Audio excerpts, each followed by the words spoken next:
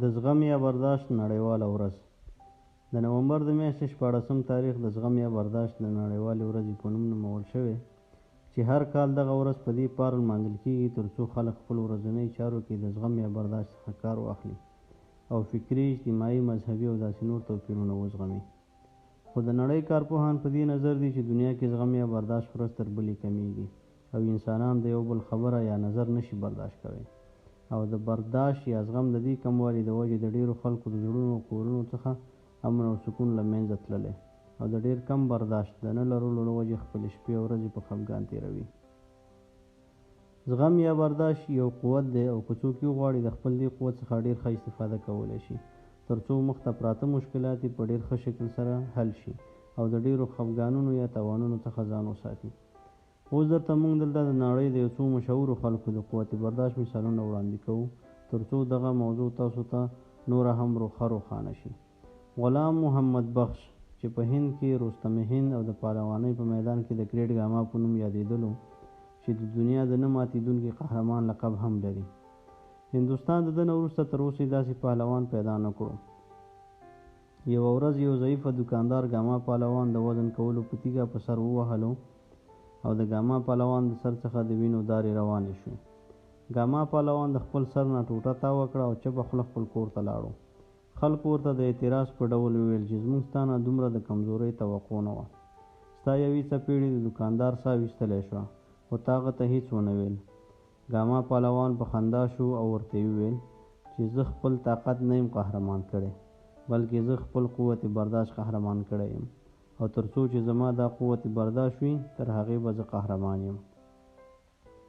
قوت برداشت کې د چین بنیادګذار موزیدونګ هم د چا نه کم نه و.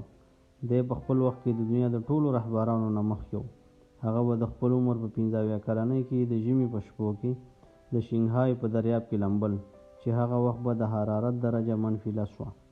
ماو د انګلیسي ژبې ماهر و خو خپل ټول عمر کې خپلو رسمي سفرونو کې انګلیسي نه وه ویلې. د ماو قوت برداشت موږ له دې هم معلومولی شو چې د ده به په انګلیسي کې ټوکه وویل شوه دی به پرې پوه هم شو خو دی به چپ پاتې و. بیا به چې کله ورته دغه ټوکه په خپله ژبه کې ترجمه شوه نو ده به ورته زړه د خلاصه وخندل. جلالدین بابر د هندوستان لومړنی د مغولو بادشاه هم د قوت برداشت یو ښه مثال دی.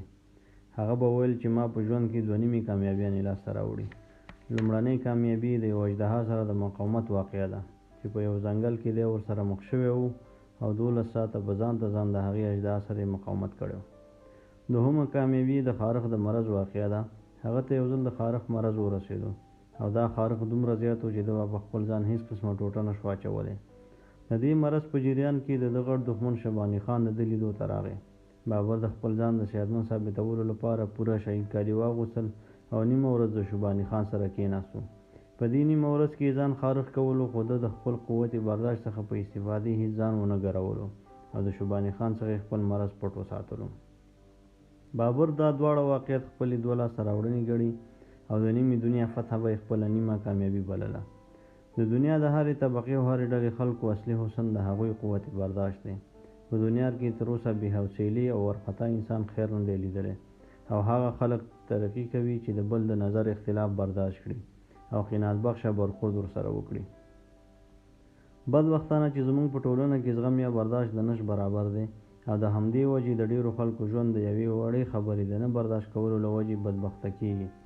زموږ او ستاسو ټولنه کې هر کس هر وخت د یو چا سره جنګ کولو ته تیار ناست دی او شاید همدا وجه وي چې زموږ په ټولنه کې د جرایمو ګراف ورځ تر بلې لوړیږي. زموږ او ستاسو په ټولنه کې کله کله ورور د ورور، یو همسایه د بل همسایه او 2 خواږه ملګري یو د بل ډیره وړه تېروتنه نشي برداشت کولی او طول عمره سره خپوي. د زغم یا برداشت په دې نشتون کې موږ او تاسې لوستي کسان څومره مسؤل یو. حیا کولی شو د دې حیاتي قوت په پیدا کولو کې یو بل سره مرسته وکړو. د دې ویډیو د جوړولو څخه زما هدف دا دی چې تاسو د زغم یا برداشت په اهمیت پوه کړم ترڅو تاسو وکولی شئ دغه حیاتي قوت ځان کې پیدا کړئ او د ځان او نورو د ژوند د خوشحالیو ډک کړئ. که چیرې دغه ویډیو ستاسو خوښه شوې وي نو د مهربانۍ له مخې زموږ د عادل اکټیو لرنینګ اکیډمي چینل برخه وګرځئ. زموږ چینل در سره سبسکرایب کړئ او د زنګ بټن هم در سره زور کړئ ترڅو تاسو ته وخت په وخت زموږ ویډیوګانې در ورسیږي او ستاسو په ژوند کې د یو مثبت تغییر سبب شي.